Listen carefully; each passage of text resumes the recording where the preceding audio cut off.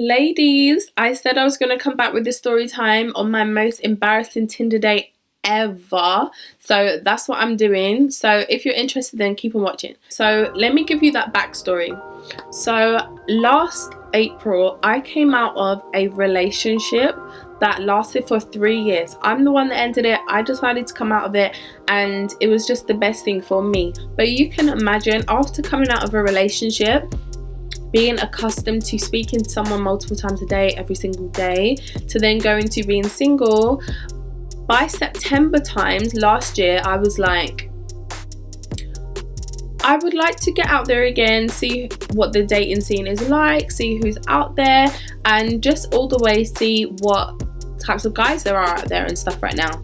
So I did go on there, and I had a few dates with a few people, and I might do those story times another time. But this one is about one that happened just like 4 months ago at the very, very most. So here I am now with my online profile. I update my pictures and stuff because obviously I've had it on there for a little while.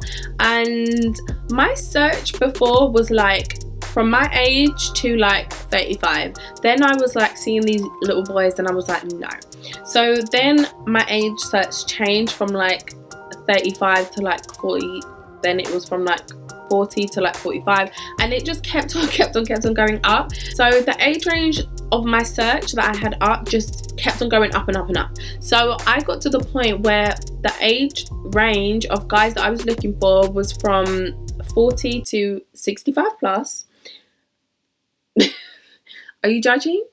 So I was obviously getting hit left, right and centre from these old men, and I would like them back in accordance to their job, obviously.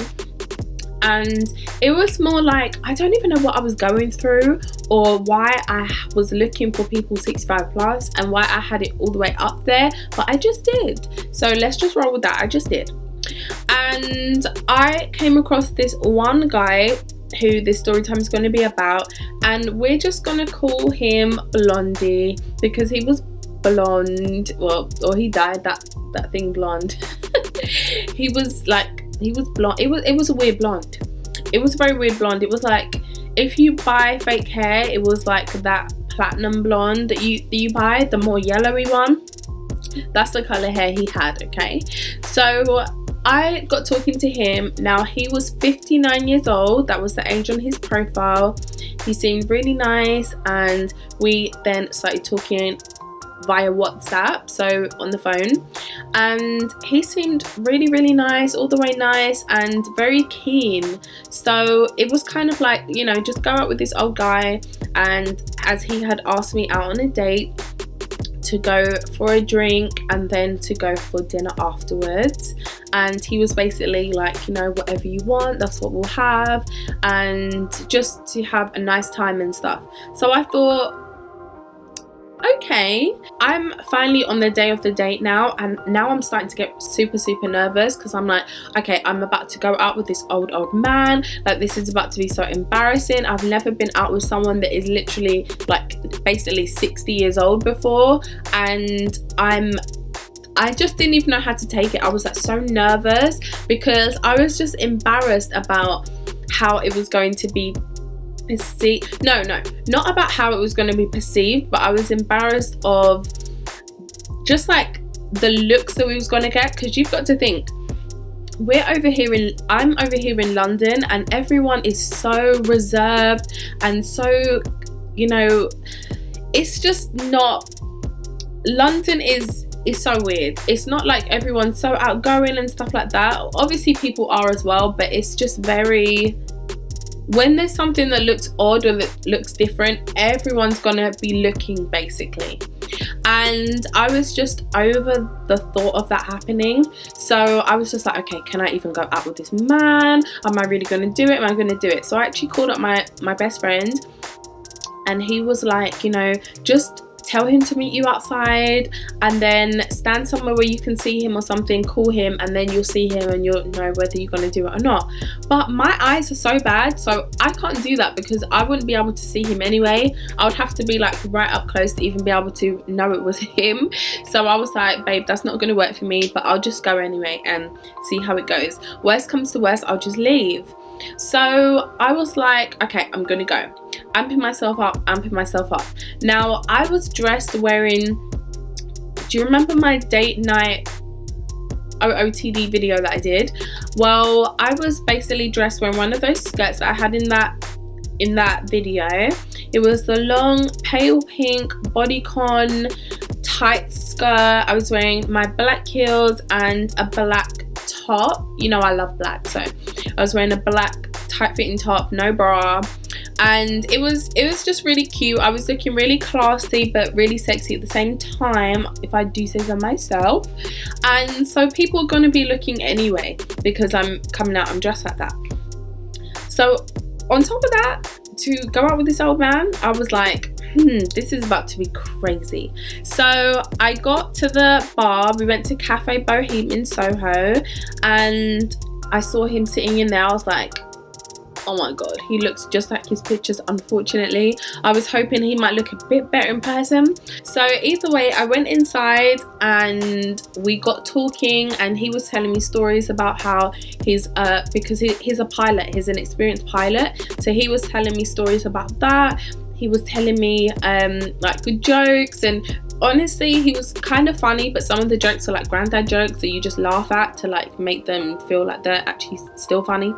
And it was okay, like I was having an alright time until he was like, oh, should we go over and to a restaurant and find somewhere to eat? And I was like, yeah, you know, that might be okay.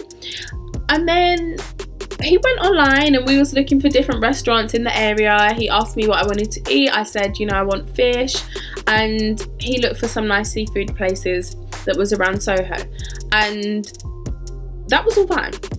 He picked a really nice restaurant, upscale. It just looked good, and I was really excited to actually eat there. So we then stood up to walk over, and this man was like this much shorter than me.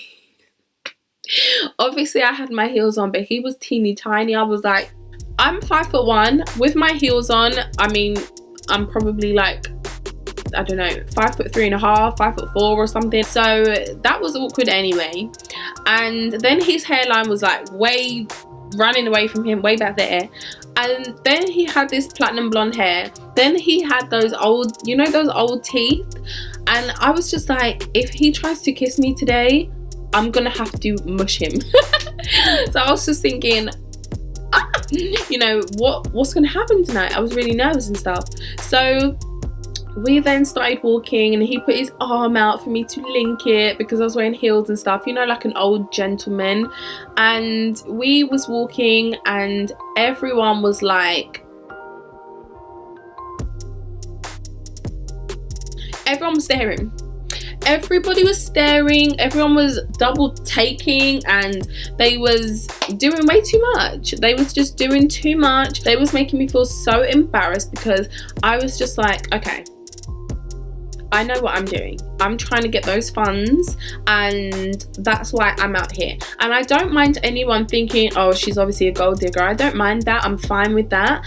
But what we're not going to do is make me feel embarrassed because this man looks like he could be my granddad. So I was just like, okay. So basically we went over to have dinner, and when we went inside the restaurant and we sat down at our table, we were seated, people were staring. And I mean, I'm sitting here, he was sitting opposite me because there wasn't that many seats, and people were just staring that was on our table, and I could just like feel eyes on me. And I was honestly just like, okay, I've just got to go with it. I was making sure that I was laughing even when I didn't find him funny anymore, or when I couldn't even concentrate on his actual joke because I was so like I was noticing that everyone was staring. I think he loved it because it was like, yeah, everyone sees me, I've scored this young one. And I was just like, okay. It was so embarrassing. I just felt like I've never had eyes on me this much before, and in such a negative way, because it looked really bad. He was 59, but he definitely looked older than 59. In fact, I think he was lying. He was more honestly like 69, and it was embarrassing. It was really, really embarrassing. He was so skinny and frail, and even when he was walking, you could just tell that if the wind blew, he would just be knocked over. So it was just like, okay, I can't with this. So I ate my food as quick as I could. You know, we even had like a bottle of champagne. He was like doing the most. If he was like looked younger and stuff, it would have been the best date. But because he was like really, really super old, I couldn't even enjoy the whole situation. So I just tried to look like I was enjoying it, so it would give people less reason to be talking about me. So afterwards he was like, oh, so what are we about to do? Do you want to go somewhere else for another drink? And I was like, to be honest, no, because I have work very early in the morning, but I had a really lovely time with you, and I'm gonna walk myself now to the tube station. He was like, oh no, I'll walk you. I said, no, you worry about you getting home. I'll be fine walking to the tube station. It's only a 10-minute walk. Okay, I'll be fine. He was insisting on walking me. Now, let me tell you, Soho is obviously like the least judgmental place, because everyone is walking around, they're living their lives. It's so busy that no one actually cares enough to judge. So the fact that I was having so many judgmental looks, so many whispers, I was like, what's it gonna be like when he walks me to the tube station outside of Soho? So I was just trying to tell him, no, you stay here, have a drink yourself, or go home, but I'm going to be fine, I'll get on the tube. He was like, I'm definitely walking you, I'm a gentleman, and I'm walking you to the tube station. So I was like, okay. So he walked me to the tube station, obviously insisting that I hold on to his arm, and he got me to the tube station.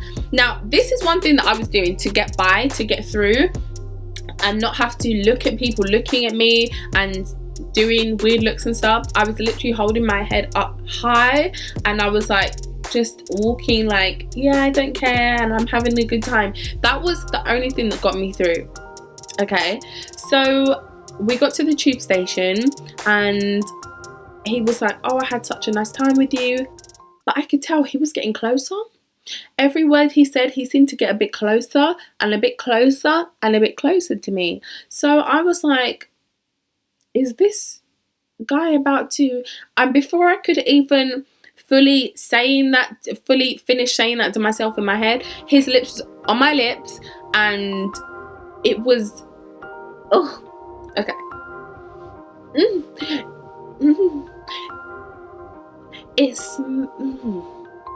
It smelled like damp, and it felt wet.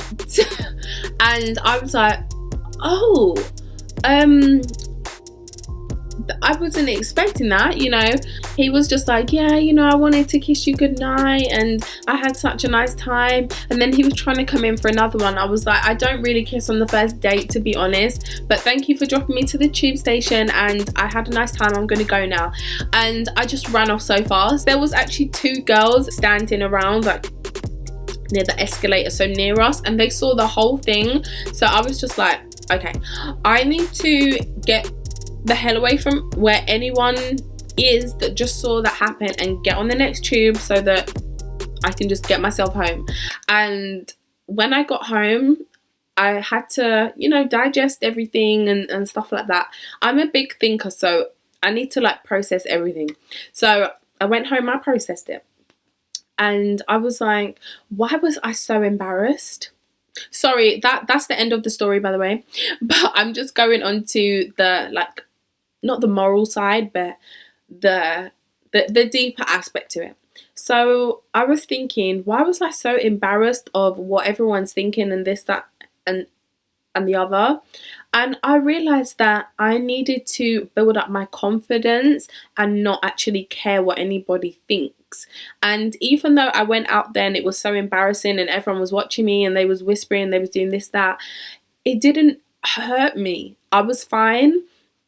And that was a really big deal to me, because I've always been like conscious of what other people are saying, what other people are thinking. And yeah, it probably was like 4 months ago, because definitely 3 months ago, yeah, I think it was like 4 months ago, 4 maybe 5 months ago that this happened.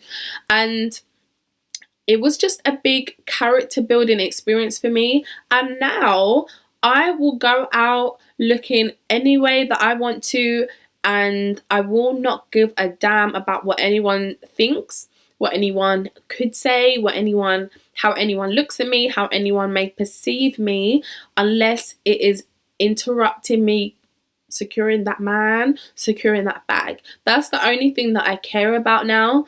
And that was a really big wake-up call for me, because I was too involved in too preoccupied with what everyone else was thinking about me. And really, it was kind of what I was thinking about myself. So now this is getting kind of deep. So now I've realized how I feel about myself. I don't even care how anyone perceives me or anything, because I know who I am.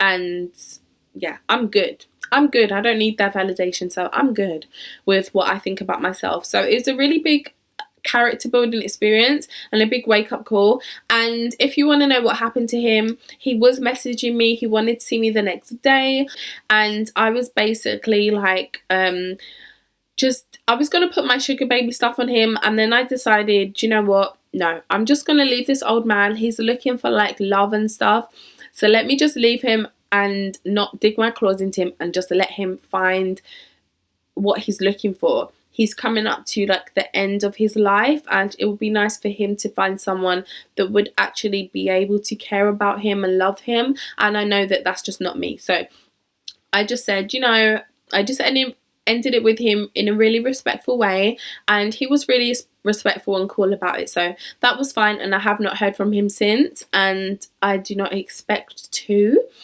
and I do not want to. But that was my story time, and I hope that you lot enjoyed it. I'll see you guys in my next video really, really soon. Bye.